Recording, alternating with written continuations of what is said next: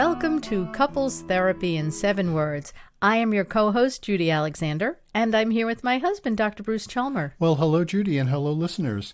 And our topic for today is... What happened to our sex life? Whoa, what happened to our sex life? I can't resist putting in, we're not talking about our sex life. We're not going to talk about that, folks. That's between us. But I will say that this is a topic that comes up in my practice a lot, which is why I think it's a good thing to talk about. Couples will come to see me, and, it's funny, it doesn't always come up in the first session, but I ask about it routinely, and it is very often the case that couples are, consulting me about some sort of difficulty they're having, but when I ask about their sex life, I will then proceed to hear a story about how, maybe at one time they had a good sex life, but it is either not much or non-existent now. So we're going to be talking about that. Before we do that, we want to, first of all, invite you to let people know about this podcast. Do the things that people do to do that. That means comment on our posts, comment on our episodes, subscribe in the places where you get your podcasts, or sometimes I think it's follow in some places, depends on where you can get your podcast.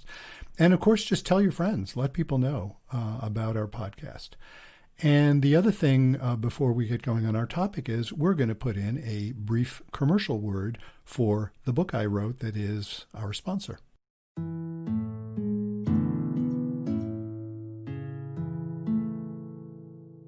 So the book that I wrote is called Reigniting the Spark, Why Stable Relationships Lose Intimacy and How to Get It Back.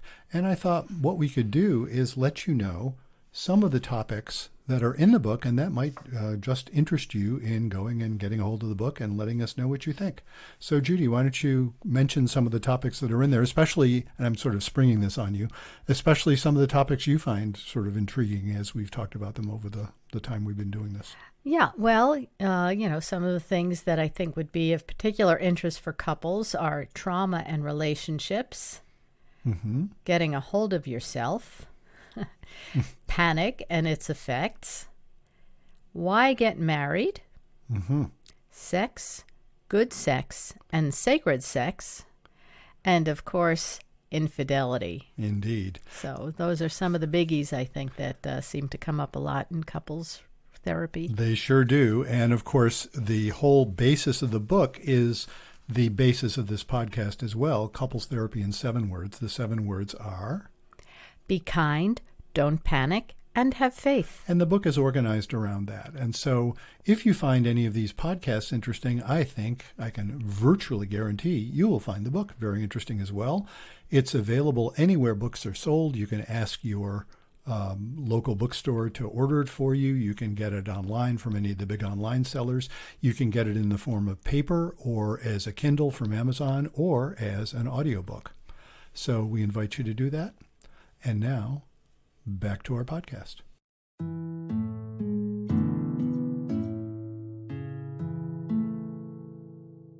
So, Judy, our topic today is what happened to our sex life. And I was thinking about, let me turn it over to you for a second, just in terms of, I'm the one that sees couples as a therapist, but, you talk to folks, you talk to your friends. What are some of the things that come up in your experience that people talk about that are kind of issues around this? Usually it's kids not having any energy after working a full day and taking care of kids. Stress is often a big factor. And, hearing a lot of that now in the pandemic. I'm also hearing good things about people's sex lives in the pandemic. Some of them have gotten better. Really? Interesting. Yeah. Well, there's more time. More time. I've heard that too from some couples. It is quite interesting. Yeah. And I don't think that's the majority of the folks I talk to, but of course they're coming to see me because they're having problems. Right. But I have heard that. Yeah. And, sometimes I think it's just they're done, Some people say, well, I'm done. And either because of menopause or been with the same partner for so many years, nothing new to discover. Yeah. Heard that one.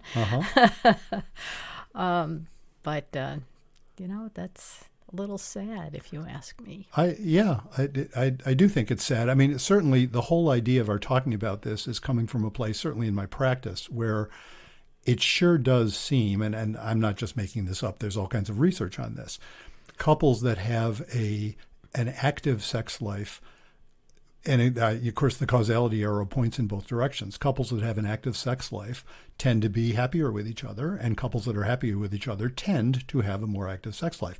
I will note perhaps the obvious, which is, when you talk about some couples who are just done, there are plenty of couples who are done and aren't unhappy about that. Mm-hmm. Do you know what I mean? Yes. They have all kinds Yes. of ways of being affectionate. Right. I don't cast any judgment about that at all. There's no reason that sex per se has to be part of a couple's life if they don't want it to be. If they're happy without it, that's fine. And if both of them are fine with it, then it's not a problem. Yeah, exactly.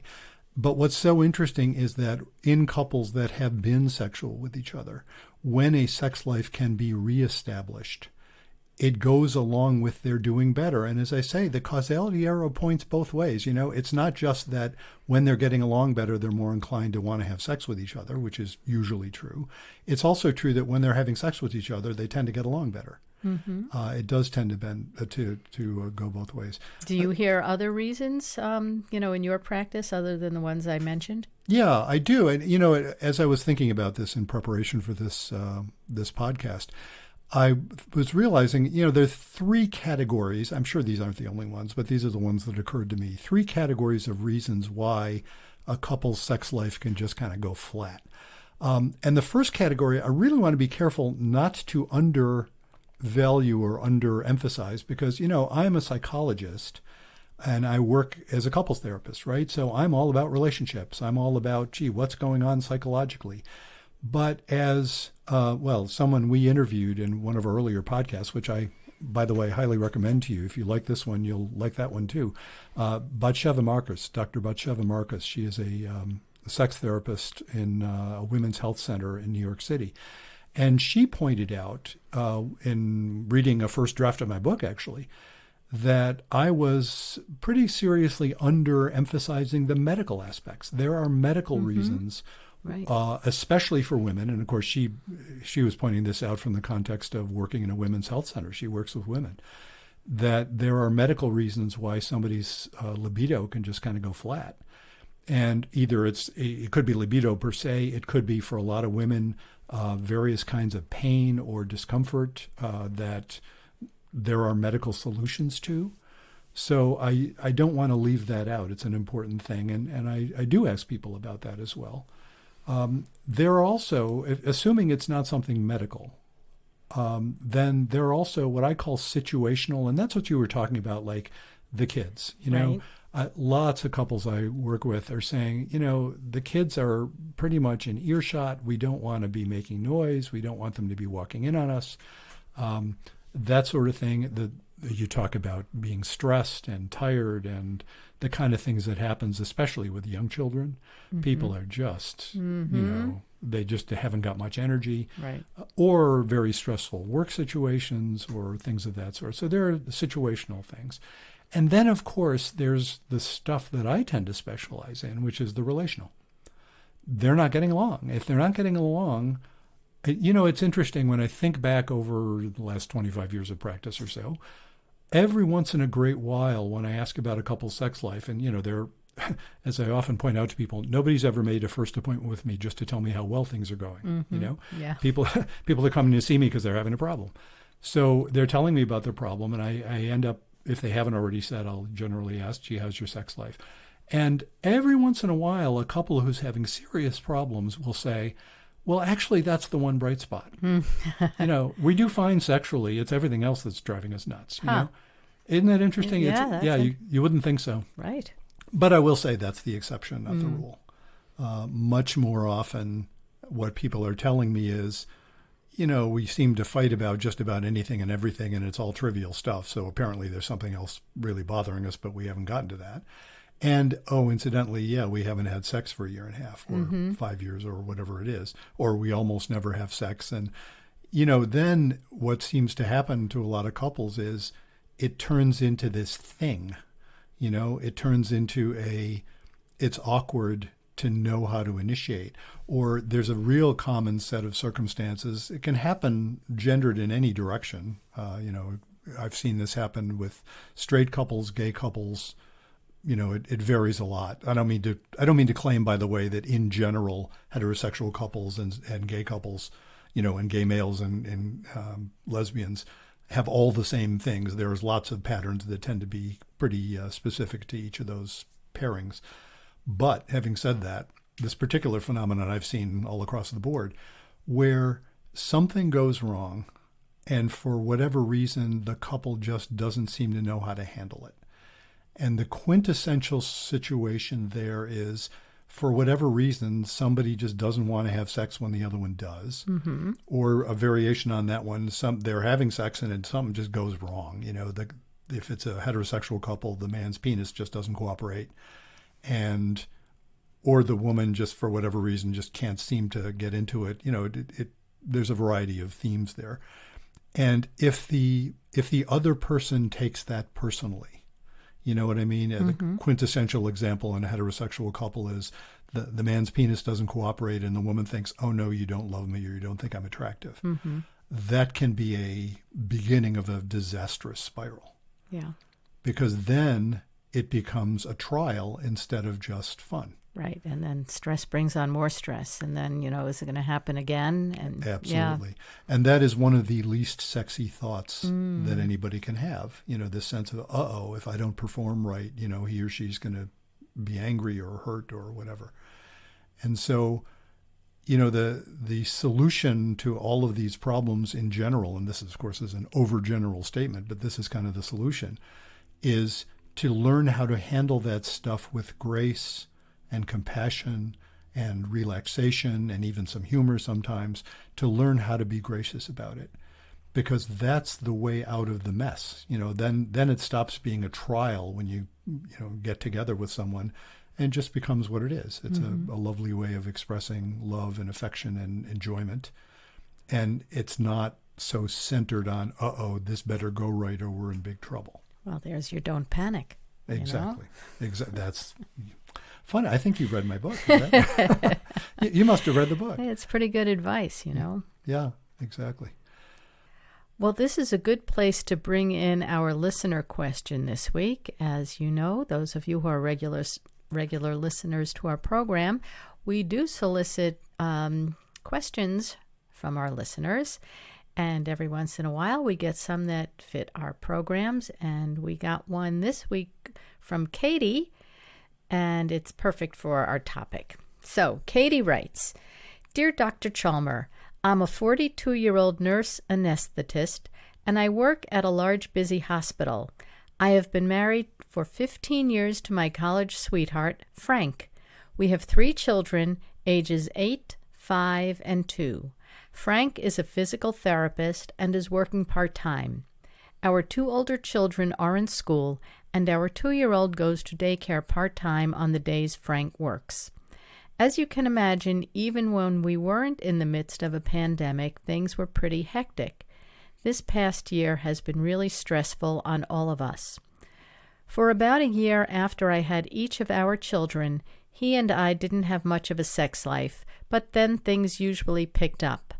I figured I had a low libido, and I didn't think much about it because I know that hormones can do that to women. But now that our youngest is 2 and my libido has returned, Frank doesn't seem to have any interest in sex. I'm not sure if it's the fact that he's afraid of getting COVID or infecting anyone in my family with the virus, or stress, or getting COVID either from me or one of my kids or patients, but he doesn't feel like having sex. Ever.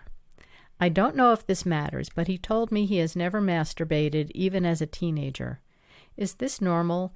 Is there something I should be doing? Wow. So, yeah. Okay, so how are we going? We're going to help Katie solve problems here. Yes, exactly. I think the part that she put on at the end there is fascinating to me. I will tell you, I have heard this, not a lot, but I have heard this in my practice. And the first time I heard it a long time ago, it was surprising to me. And now, I never want to say nothing surprises me anymore. Yeah. Just when I say that something comes along and surprises me. So no, I don't even think that. But it certainly did surprise me the first time I heard about a man who had never masturbated. Yeah, I can't. Well, number one, I can't believe that, but I'm not going to doubt her. But, wow. Yeah. Well, I do believe it. Yeah. You probably have heard it. I never have. I have heard it, and look, this is you know this about me. I don't know if our listeners do. Before I was a psychologist, I was a statistician, right? Mm-hmm. So I'm thinking just because something is rare doesn't mean it never happens. I guess so. And the I don't remember the numbers, but the research I've seen on the percentage of men who masturbate is not 100%. It's pretty high. It's in the 90s, I think, but it's not 100%. So there are other such men. And the reason I thought that was an interesting thing for her to add, as I say, I've heard this from some folks, that I've worked with, is there's an implication there that whatever kind of sex they were having, it suggests, I can't say this for sure from her letter, but it sure does suggest they haven't talked about it much. You know, it seems like whatever they were doing for sex, I'll bet it was the kind of thing that happens for a lot of couples, especially as they're together for a while, that they sort of default to the stuff that doesn't carry any risk with it. And I don't mean risk of disease or something like that. No, for heaven's sake, be careful, practice safe sex. I mean risk emotionally, They don't suggest things that they've thought of that they're not sure that the other person is okay with, and they're not even sure that they themselves are okay with. But that's how you keep a sex life alive. It's like, we've never tried this, but what do you think? Well, it also sounds like you're saying they never talked about it. So that gets to they should read your chapter on intimacy, stability and intimacy. Yes, indeed. Because it looks like they've had stability, but they haven't dealt with the intimacy issues. Yeah. She just kind of assumed, her libido went away for a year, and we didn't talk about it, it seemed. That's the subtext. We didn't talk about it, but we knew it would happen and come back. Mm-hmm. Although I'm going to say in this situation, that gets back to what you said earlier with Batsheva, there could be something medically going on with Frank,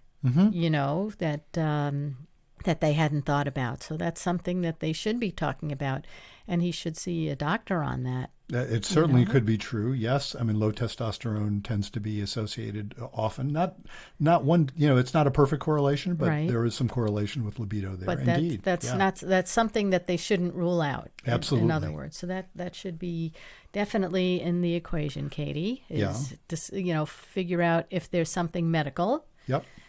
And then, absolutely the medical stuff, the situational stuff, because remember I said earlier, I was talking about medical, situational, and relational. The situational stuff she talks about, it's like, 3 little kids and a pandemic and stressful jobs and who knows what else. And that makes sense too. Right.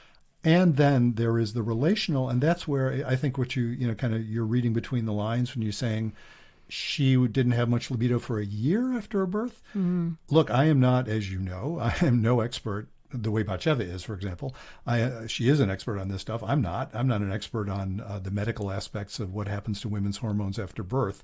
But I don't think that is the norm, that it would be a year after a birth before a woman's libido would pick up, except for the situational stuff. Mm-hmm. So, I'm not saying it's unusual. I'm just saying. Well, maybe she was tired and breastfeeding and, Oh, yeah. I'm not saying it's all libido, but it just could also have been situational as well. Yeah. And then after a year, maybe the kid stopped breastfeeding and she was ready to, resume a normal sex life. Mm-hmm. Yeah, it could well be true, but you were noting earlier, it just seems like they weren't talking about it. Right. Frank wasn't saying, anything we can do to sort of pick this up. Mm-hmm. And of course, there's all kinds of things a couple can do to pick up their sex life if they both want to, without having to restrict themselves to things they may not feel like doing. For example, as I keep quoting Batsheva, don't I? She often points out, the intercourse is not the only way to have sex. Right. It just isn't. There's all kinds of other stuff you can have fun with and enjoy. And I say have fun, I don't mean to make it superficial. To have deeply wonderful, affectionate ways of interacting sexually that don't happen to be intercourse. Mm-hmm.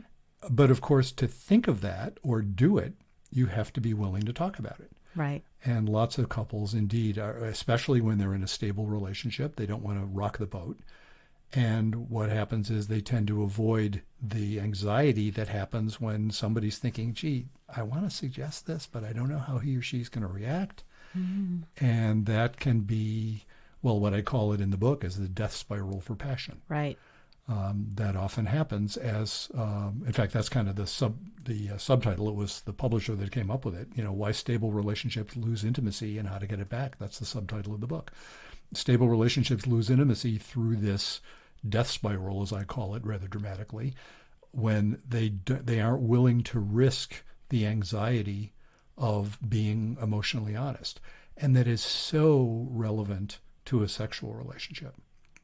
The fact that the only way to keep it alive is to feel like you're alive. And that means not just always doing the same thing, always doing it the same way, never fantasizing or sharing your fantasies with each other. Right. And, we're reading a book called The Guide to Getting It On, right? I don't remember the author. That's the problem with Kindle is that...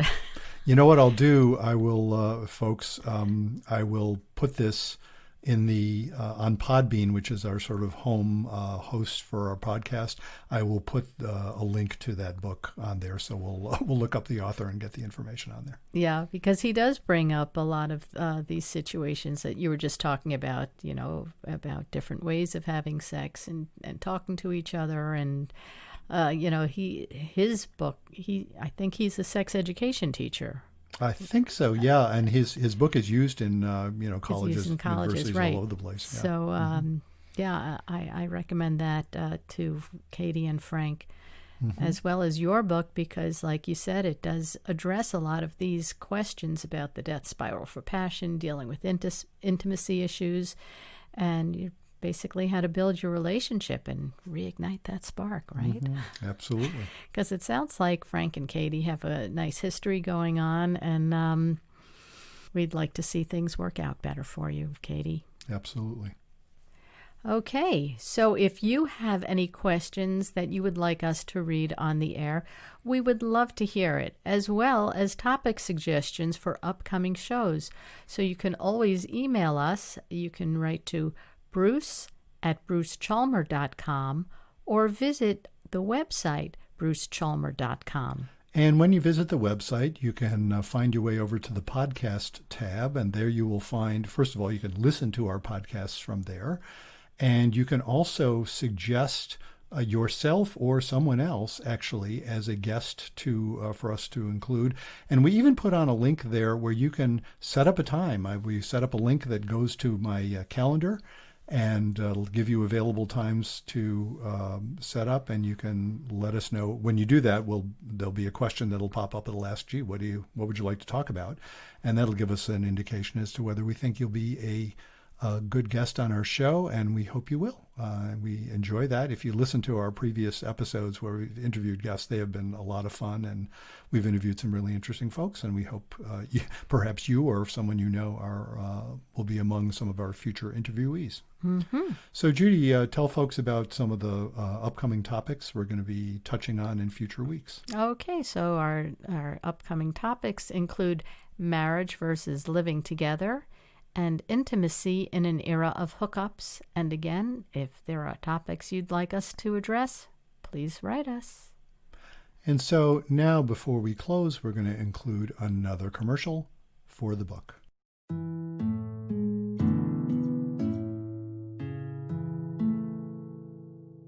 So the book is called Reigniting the Spark: Why Stable Relationships Lose Intimacy and How to Get It Back. And it is available any place you can get books. It's listed in the catalogs of bookstores, so they can always order it for you. You can get it online as well. And what we hope you will do when you get it, regardless of where you get it, if you are so willing, if you are so moved, we would very much appreciate a review on Amazon.com, because that is often how folks find books these days. Mm-hmm. It's, you might consider that fortunate or unfortunate, but that's how it's often done. And as some of our reviewers have pointed out, you don't need to read this book if you're in a troubled relationship. Many of them have said in any relationship, that there are great pointers in it that can be of enlightenment to just anybody. And I think, particularly relevant to today's topic, actually, because a lot of people find, that's one of the points that I make in the book. You can have a nice a feeling like your relationship is good and your sex life is good, and then discover through understanding more about the idea of intimacy in general that your sex life can be raised to whole new levels because you're willing to tolerate that anxiety of even thinking of some variation that you hadn't thought of and proposing it to your partner. And it's a way for people to get to know each other even better and deepen their relationship as well. Mm-hmm.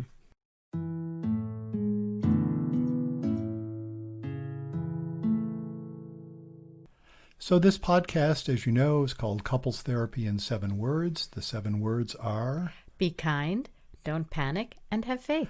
And we hope you will let people know about this podcast. I've been noting week by week our average daily number of listeners has been increasing, which is really great. We're hoping this will go viral in a good way as opposed to COVID-19, which we hope will peter out. We want this to go viral in a good way. And, it's mathematically, it's the same math. Anyway, don't get me started. So in any case, until next time, remember, be kind, don't panic, and have faith.